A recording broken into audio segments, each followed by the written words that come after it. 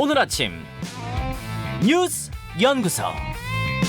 오늘 아침 뉴스의 맥을 짚어드리는 시간 뉴스연구소. 오늘도 두 분의 연구위원 함께합니다. CBS 조태임 기자, 뉴스톱 김준일 대표, 어서 오십시오. 안녕하세요. 예, 첫 번째 뉴스 어디로 갈까요? 네, 급제동 이재명의 민주당. 그러니까 민주당이 그 권리당원들 전원 투표를 최고 의결기구로 하자라고 해서 올린 그 안건 네. 중앙위에서 부결됐어요. 네, 그러니까 예상을 깨고 이제 부결이 된 건데요. 예. 찬성이 47%로 나와서 이제 제적 과반에 못 미치면서 부결이 된 거예요. 그러니까 찬성이 반대보다 높았던 건 맞는데 네. 제적의 50%를 넘어야 한다는 조건에 충족을 못 맞습니다. 시켰군요. 그래서 이제 14명 부족했다 이런 얘기도 나와요. 예. 그러니까 권리당원 전원투표를 우선한다는 건 이제 권리당원 전원투표를 전국 대의원대회보다 위에 두는 이제 최고 의결기관으로 한다는 거잖아요. 그렇죠.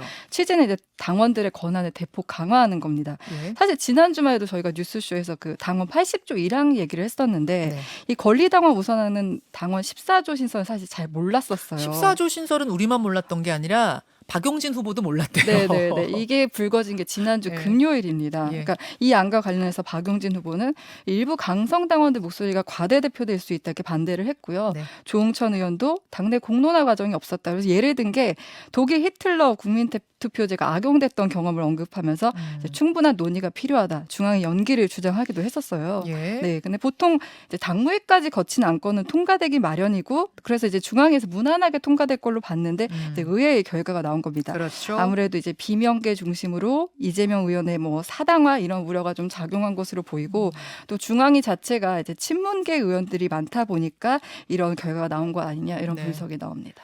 그러니까 권리당원들의 전당원 투표가 최고 의결기구가 되면 소수의 의견이 과대 대표될 수 있다. 이게 이제 반대측 논리였는데 그게 뭐 통했다고 봐야 되는 건가요?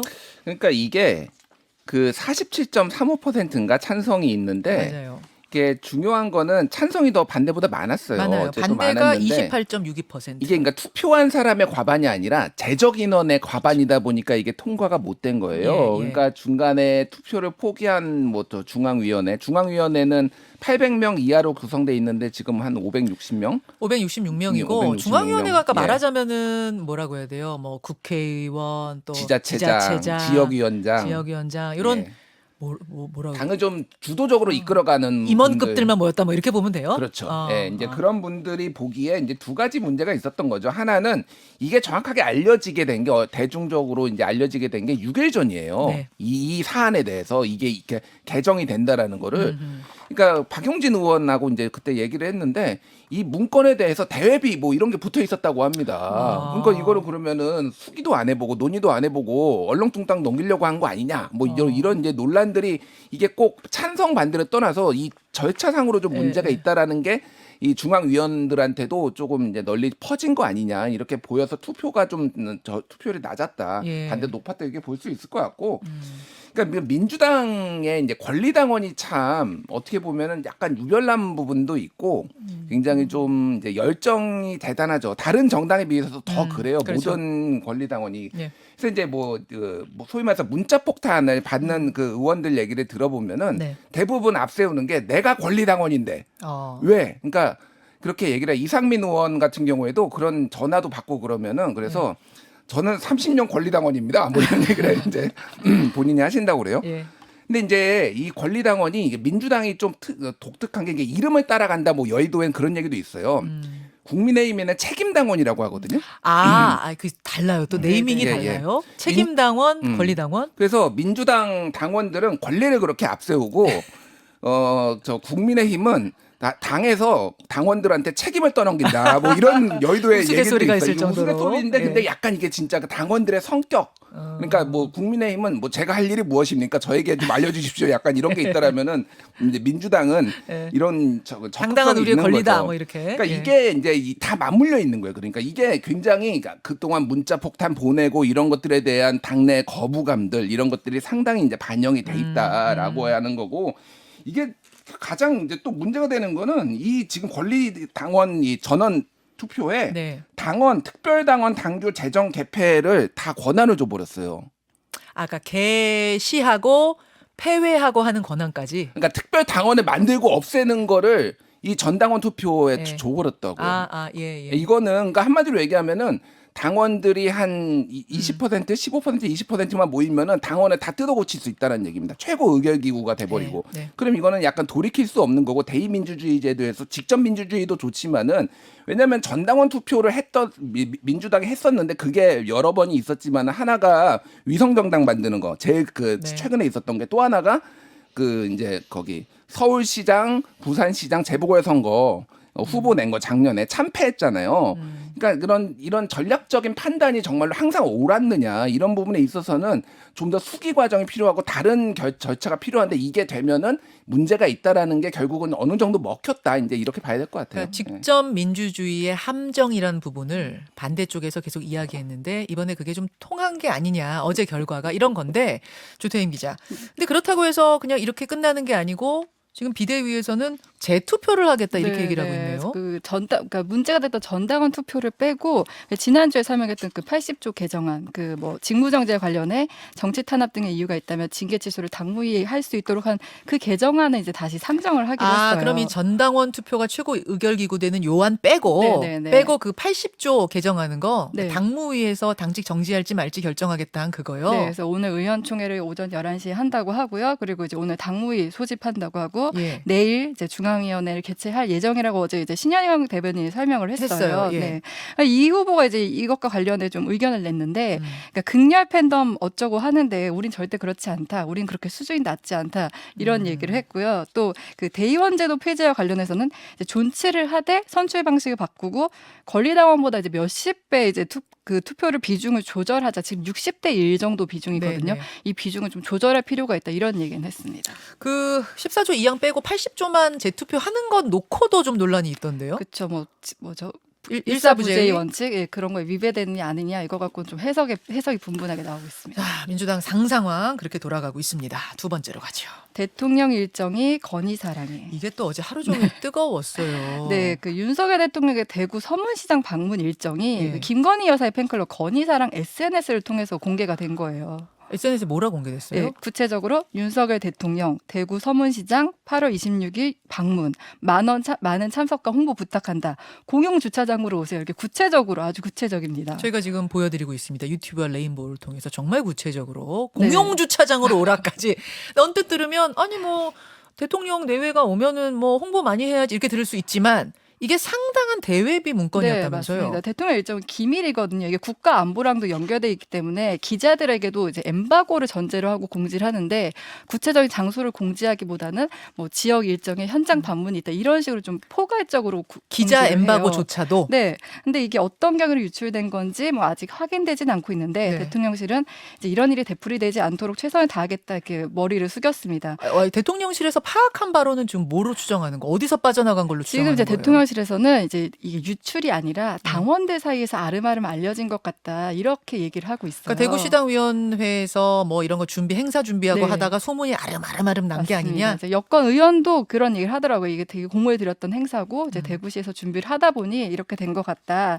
근데 사실 기억하시겠지만 건의사랑의 정보가 유출된 게 이번이 처음이 아니잖아요. 지난번에 그 핸드폰 사진. 그렇죠. 그게 이제 취임하고 얼마 안 돼서 5월입니다. 윤 대통령과 김 여사가 그 대통령 집무실에서 찍은 사진이 이제 건의사랑을 통해서 공개되면서 그때 이게 보안구역이다 보니 누가 찍었냐 또 누가 유출한 건지 논란이 됐었습니다. 그래서 여당 내에서도 지금 당장 우려의 목소리가 나오는데 홍준표 대구시장은 페이스북에 정치한 지 26년이 되고 많은 대통령을 거쳤어도 영부인 팬카페에 있다는 얘기는 못 들어봤다. 이제 해산해라. 나라 운영에 전혀 도움이 되지 않는다. 그 쓴소리를 했고요. 야당은 지금 이번 일을 이제 심각한 국기문란 사고라고 규정했습니다. 그래요. 김준일 대표. 이게 그냥 하루 일어난 해프닝으로 봐야 되는 건지 좀 이게 뭐 심각하게 봐야 되는 건지 어때요? 뭐 이제 어제 언론 보도를 보면 대통령실 관계자는 대구시당하고 네. 일정을 조율을 하면서 이게 아름아름 알려졌다. 그래서 대구시당 쪽에서 나간 거 아니냐 그러는데 오늘 뭐 오마이뉴스 어제 기사를 보면은 네. 대구시당에서는 이 서문시장 방문과 관련해서는 조율이 없었다라는 거예요. 그래요? 예. 그러니까 그러니까 대구시당에 오는 거는 있는데 서문시장에 가는 거를 거기도 몰랐다? 예, 거기도 몰랐다라는 거예요. 근데 다만 그 서문시장에 경호처 직원들이 쫙 가서 뭐 이렇게 점검을 했다고 합니다. 그러니까 아름아름 알려질 수도 있는데 문제는 12시 방문이라고 아예 시간이 적혀 있잖아요. 네. 이거는 그러니까 올 수 있다. 예를 들면 뭐 서문시장에 올 것으로 보입니다라는 것과 12시에 방문인 거는 이거는 사실상 내부 직원이 지금 한 거 아니냐 이렇게 유추가 되는 거예요. 그러니까. 이게 예. 뭐 별거 갖고 다 시비 거네 이런 네. 분들이 계실지 모르지만 우리가 국가 원수의 보안이란 건 굉장히 철저해야 하고 실내에 닫힌 공간에서의 행사면은 그나마 뭐 소지품 검사도 하고 이런다지만 이건 지금 공개된 장소 서문시장이잖아요. 그러면 더더욱 철저히 이 경호에 힘을 써야 돼요. 일본에서 불행한 사태 벌어지는 거 보면서도 얼마나 아찔했습니까? 근데 그래서 대외비로 철저히 하는 건데 이게 어떻게 새 나갔느냐는 대통령실에서 철저히 이 기강을 따져야 될 문제입니다. 그래서 이게 이제 아까 전에 뭐 조태인 기자도 얘기를 했지만은 김건희 여사와 관련돼서 이게 지금 한두 번이 아니잖아요. 이 예. 팬카페. 그래서 뭐 홍준표 시장을 해체하라 이런 얘기도 하는데 최근에 이제 뭐 몇 가지 흐름들 좀 말씀을 드리면은 시사저널에서 매년 하는 조사인데 네. 뭐 누가 한국을 움직이는가 2022년 이제 8월 15일에 나온 여론조사를 보면은 대통령의 가장 영향력 있는 인물 1위로 김건희 여사가 뽑혔는데 71%가 나왔습니다. 그러니까 압도적으로 여론이요? 1위가. 이거는 그러니까 전문가들 1,000명한테 조사를 한 거거든요. 그러니까 이게 한마디로 얘기하면 김건희 여사의 이런 행보 때문에 대통령의 지지율이나 국정 수행에 악영향을 받는다. 2위가 한동훈, 3위가 뭐 권성동, 4위가 장제원, 5위가 이준석이었어요. 네. 근데 1위가 그것도 압도적으로 71%. 김건희라는 거는 이게 지금 대통령실이 굉장히 큰 리스크를 지고 있다라고 봐야 될 것 물론 같아요. 이번 건을 김건희 여사가 뭐 유출했다거나 그런 얘기를 하는 건 아니에요. 지금 몰라요. 하지만 김건희 여사 팬클럽에서 또 이런 일이 벌어졌다는 거는 이거는 좀 신경을 쓸 일이죠. 그래요. 하나 더 보겠습니다. 네, 국가가 인권 유린 주도. 형제복지원 네, 얘기입니다. 너무 끔찍한 인권 침해, 강제 노역 등이 자행되면서 이제 한국의 아우슈비츠라고 불렸던 곳이죠. 네. 진실 화해를 위한 과거사 정리위원회가 형제복지원 사건을 국가의 부당한 공권력 행사에 의한 중대한 인권 침해 사건이라고 이제 결론을 내렸습니다. 결론입니다. 네, 국가기관이 처음으로 국가 폭력에 따른 인권 침해 사건으로 한 것이라 이제 의미가 있는데 그 복지원 수용자들도 이제 피해자로 인정을 한 겁니다. 형제복지원 사건이 세상에 알려진 게 1987년인데 네. 35년 만에 이런 결과를 얻은 겁니다. 네. 부산 형제복지원이라는 이제 민간 복지시설에서 1975년에서 87년 이 기간 동안 불법 감금, 강제 노역, 구타, 암매장 등이 이뤄졌어요. 네, 네. 왜 국가폭력이라고 하면 그때 당시 공무원, 경찰들이 이제 자의적 판단에 의해 불황자를 강제 수용한 건데 그렇죠. 이 불황자에는 진짜 불황자가 있었다기보다는 그냥 길을 가던 어린아이나 뭐 일반 시민들을 마구잡이로 끌려갔었거든요. 그렇죠. 특히 이 시기가 이제 1986년 아시안게임 그리고 88년 서울올림픽 개최를 이유로 불황자 단속이 심했어요. 네. 이번에 새로 확인된 거는 그 사망자가 552명으로 알려졌었는데 이보다 105명 많은 657명으로 확인됐고요. 사망한 사람만. 네, 사망한 사람만 네. 그리고 형제복지원이 수용자들에게 정신과 약물을 과다 투약한 정황도 발표를 했습니다. 이게 지금 처음 나온 거예요. 네, 사실 뭐 네. 형제복지원 이야기는 저희도 인터뷰로 여러 번 다뤘습니다만 정신과 약물을 투약해서 뭐라 그래야 돼요? 관리를 했다? 요거는 지금 새로 드러난 거거든요. 그렇죠?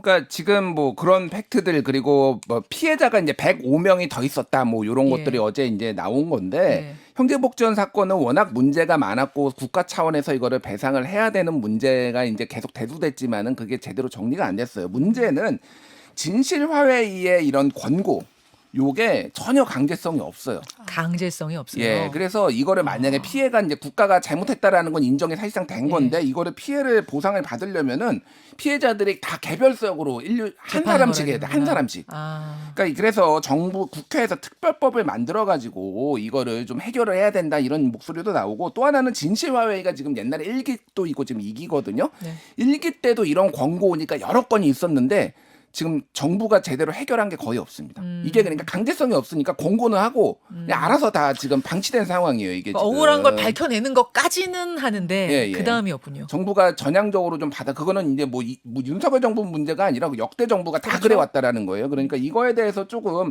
다른 제도적 개선이 있어야 되는 거 아니냐 이런 지적들이 나오고 있습니다. 여기까지 보겠습니다. 두 분 수고하셨습니다. 감사합니다. 김현정의 뉴스쇼는 시청자 여러분의 참여를 기다립니다. 구독과 좋아요, 댓글 잊지 않으셨죠? 알림 설정을 해두시면 평일 아침 7시 20분 실시간 라이브도 참여하실 수 있습니다.